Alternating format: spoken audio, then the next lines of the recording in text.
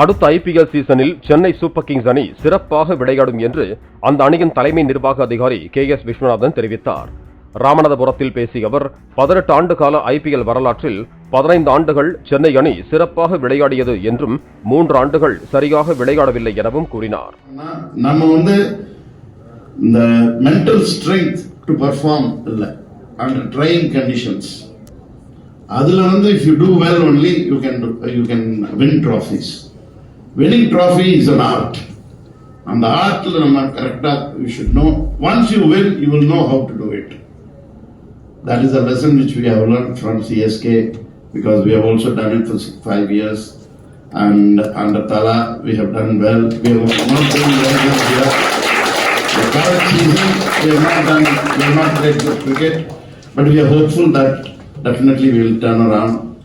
It will happen. It's a game. It will happen. Once in 18 years, we have not done well in 2 or 3 years, which is not bad. And I think in the years to come, with the kind of support all you fans have been giving for CSK, I think we will definitely come back and do well.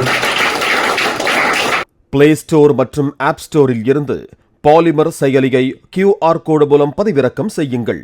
செய்திகளை உடனுக்குடன் பெறுங்கள்.